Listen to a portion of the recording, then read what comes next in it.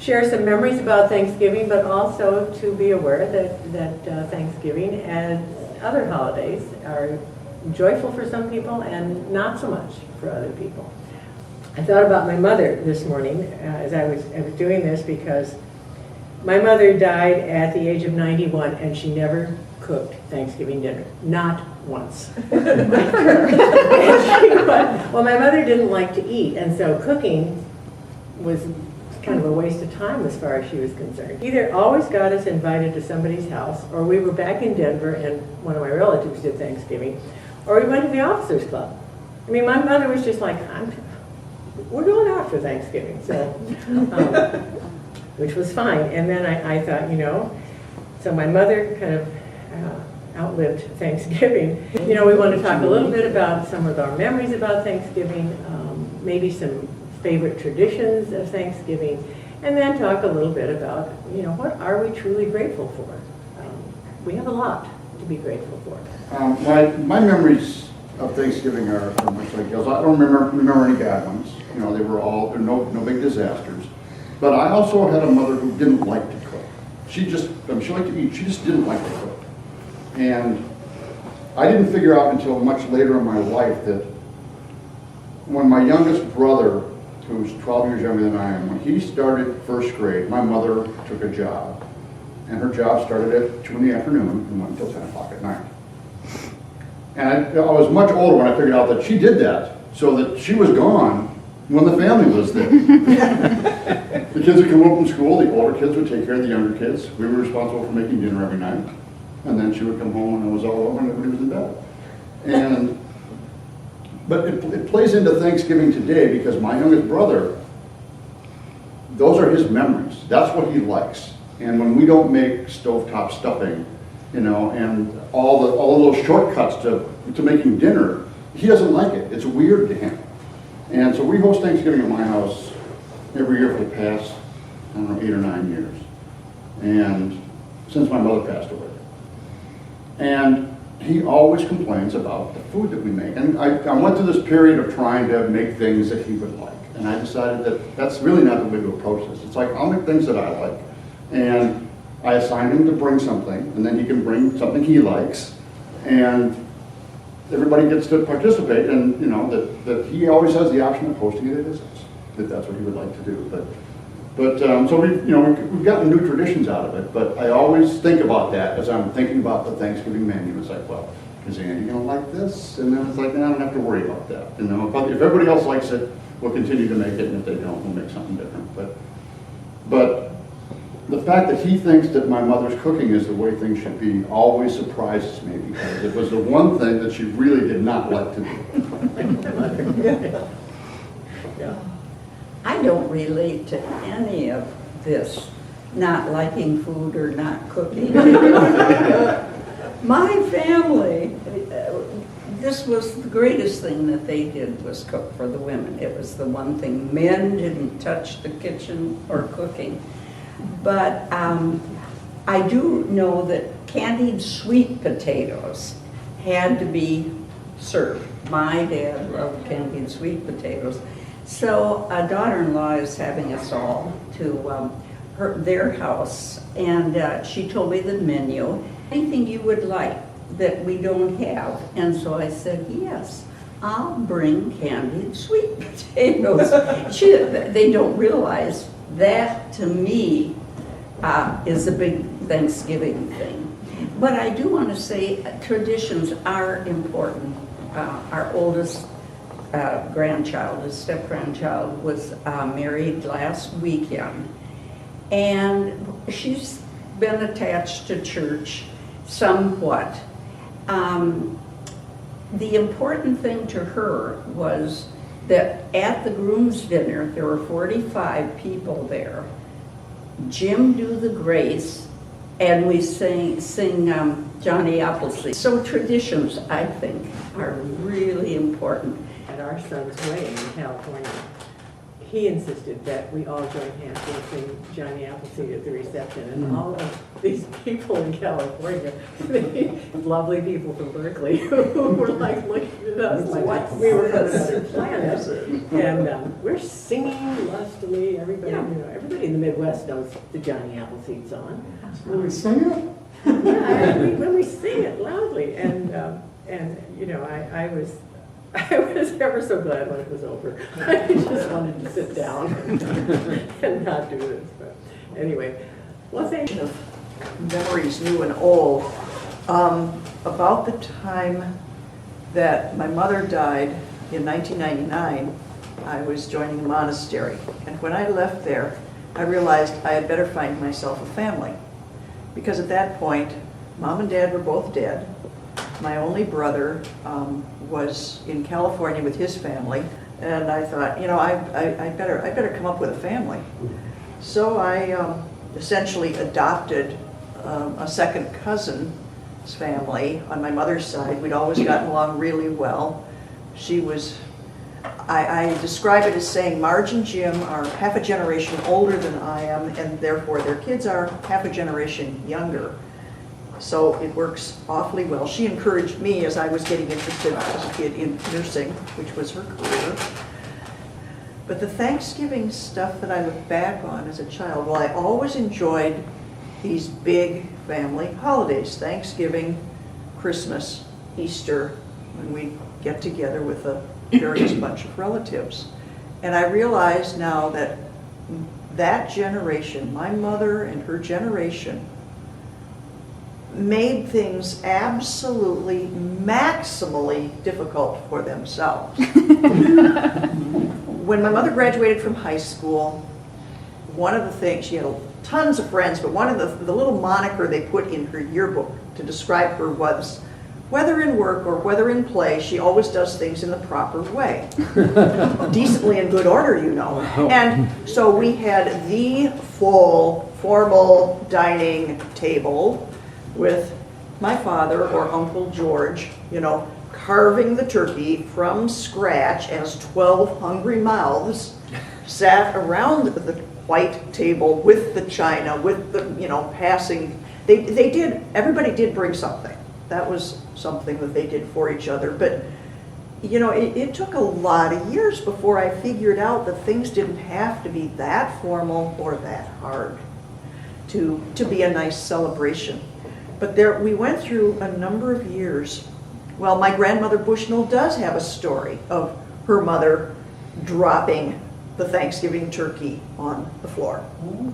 And just as her oldest brother stuck his head through in the door, and she says, "You just go in, don't you say anything." And it was probably 20 years before he did. I don't have any childhood Thanksgiving memories, except we only celebrated one time, and there was quite a logical reason for it. I don't feel bad about it. My father was a truck driver, and if you're at all familiar with how union truck drivers work, seniority gains you position for holidays and so forth. Therefore, when I was young, people higher up on the board, older drivers, got to take holidays first, which meant there was a chance for my dad to work. There wasn't a guarantee that there would be work every week. So he always worked Thanksgiving because he had a shot at work. For him, a drive was a third of the paycheck. They would make, when you're a driver, you get 3 trips a week, and so if you didn't turn down a run. So Dad always worked Thanksgiving simply because my mother adored Christmas. And he knew if there was any shot at taking Christmas off, he could not give it up to take Thanksgiving. So I only remember one Thanksgiving dinner where Dad, he couldn't get a run, but he was working on the dock that day, loading trucks. And he must have come in at about 8:30, 9 o'clock, just covered in dirt and sweat and truck grease and everything else. And the mom is holding dinner until he can get a shower. And all I remember about the meal is him sitting there with his hair just dripping wet, trying to get to dinner before we're all asleep. So as a child, Thanksgiving wasn't a big deal. It's turned out to be a great blessing in reverse, though. My husband's family, my husband's one of 5 children, and his mother never wanted to pull her children away at Christmas. She wanted them to have their own family traditions at Christmas time, so she laid claim to Thanksgiving. So Thanksgiving every year was this time when all 5 children and grandchildren would descend on my mother-in-law's house. My children have great, great memories of Thanksgiving because one of the brother-in-laws always loaded up these 8 or 9 grandkids that were the same age and took them to the Shriners Circus or to whatever new Disney movie was out on Black Friday, so his wife, who lived in a small town, could go shopping in the big city of Evansville, Indiana. You know, it was always this humorous thing for us. But my children have great Thanksgiving memories because of Uncle Sam and what he did on Black Friday. And for me, Thanksgiving was it was the price paid for Christmas. So it wasn't that we were ungrateful for it. We were grateful for the work. It was always played to us that way. So I don't have memories of particular meals or particular food. I just have this great memory of family, particularly as an adult. We came up here. The weather has not always been conducive to get from Minnesota to Indiana for Thanksgiving a number of years. And last year was the first time we were truly empty nesters. And I had gone through a health issue last year and was determined my husband would not lose contact with his siblings. It became a stronger awareness for me. So we drove last year to Thanksgiving with his sisters again, and I was immediately drawn back into all of the warmth and all of the love and all of that great feeling. They're about things about each other they don't like. You get 10 adults in a room and all their kids are going to have those kind of questions, but there's absolute devotion and love in that group, and they've always included me in it. So for me, Thanksgiving isn't a meal or a food or an event. It is this connection of love and family. My father's mother would always come, and for anybody who knows Tom Solon, that's my father, and he's very Danish and very, you know, when he's out in public, he doesn't let his guard down. His mother's 100 times that. And my mother hates cooking, I hate cooking. It's always the men in our house who cook, except they had to have rutabaga. And cooked rutabaga is something you either really love or you really do not love it. And it smells up the whole house. So for years and years, it was just the two of them eating it. And then my mother's test for my husband and my sister's husband was, do they like rutabaga? And they do. Somebody else eats it. But then I have this picture of my grandma sitting at the table, and I mean, we didn't pull out all the china and whatever. We don't even really have that. But, you know, it's a nice set table and everything. She hated pets, and I just remember we'd all filled our plates, and the cat jumped right in the middle of her plate. So that was our disaster because, of course, my mother was mortified. But Great Thanksgiving memory. yeah. My mother was number 9 of 13 children in the family, although 2 of them died young, so I always think of it as 11. But we always had Thanksgiving with one of my mother's sisters. They lived at Iota, and so we would go down there. They had 4 kids, all of whom were older than me, and I'm the oldest of the 6 in my family. And number of years we raised our own turkeys and butcher them and so on. But we'd always have a good meal, and if the weather was good, then boys at least, would go out and play football. If the weather wasn't good, we'd go up in the hay mound and play basketball. And so I really enjoyed that contact with that family. They didn't live that, it was 30 miles away when I was in high school. But it was basically that was the family tradition when I was small, growing up. And you realize when that generation is gone, if somebody in the next generation doesn't pick it up, those big family dinners just stop happening. You know, it really is something that has to be intentional, and you're very blessed if you have a member of your family who will do that. This is something, I guess, more current. My oldest son living in California, I'm working at Best Buy. I haven't heard that this has changed, but his word is that that there are 2 holidays Best Buy will close, and that is Thanksgiving and Christmas this year, so you'll get to go Thanksgiving in we have a Thanksgiving with his in-laws in that area. So I'm thankful for that. We celebrated my uncles on the farm and, you know, all the same things everybody is saying.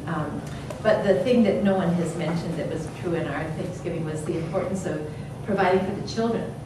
And I just remember that we loved going to this uncle's house because there was always things for us kids to do. I'm in the middle of 3, and then there were cousins on all sides. And I don't remember a lot about what we did, but some of the stories that were told later when we were preschoolers, my aunt could never figure out why it was always wet on the floor under the kitchen table, and she thought we were wetting all the time.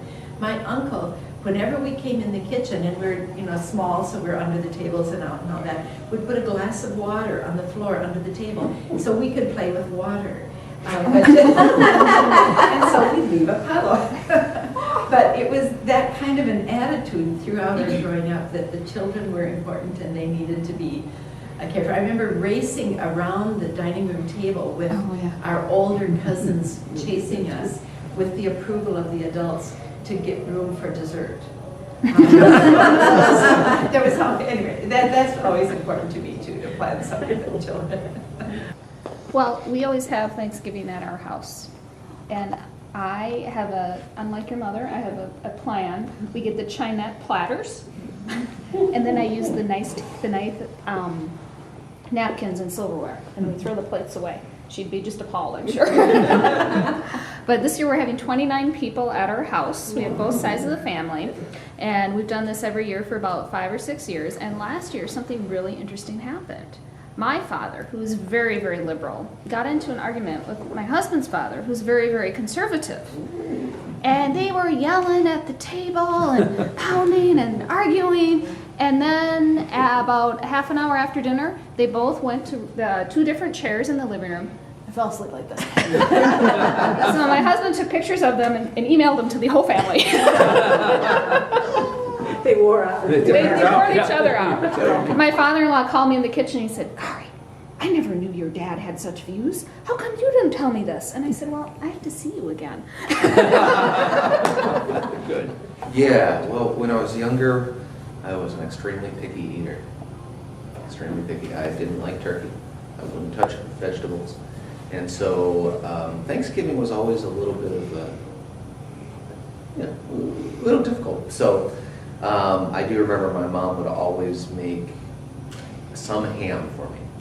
So I would always have something there. And then I remember as I got a little bit older, then I started branching out and trying things like carrots.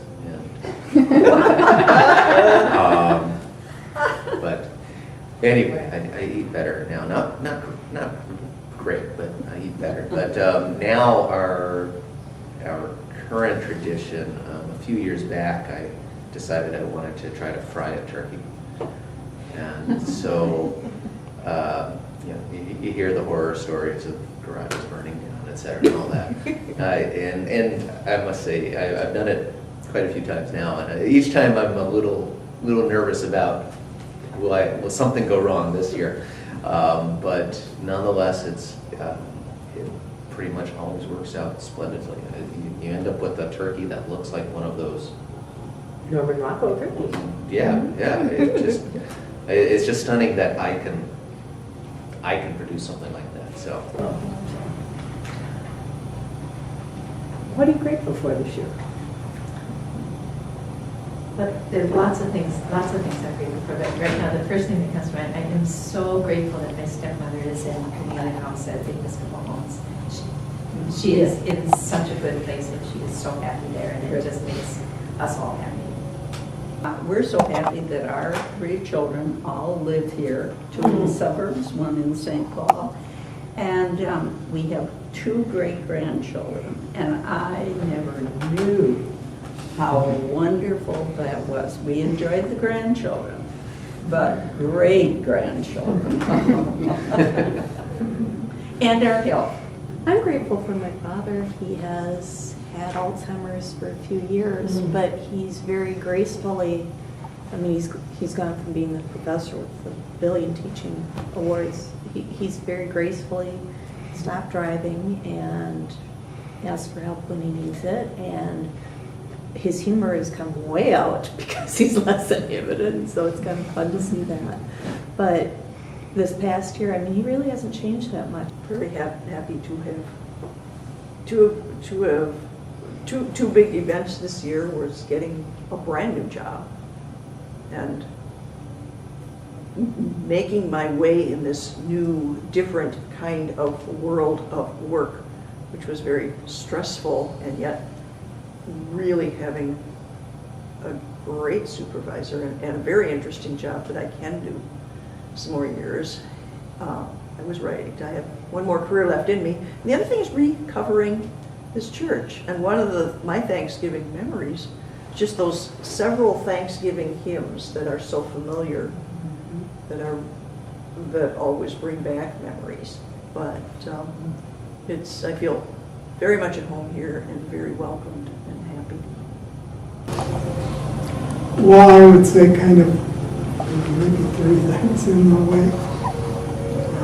I'm grateful for this church and the support I get here. And then I hope people take this the right way, but I'm thankful for the people of Minnesota, for those who voted and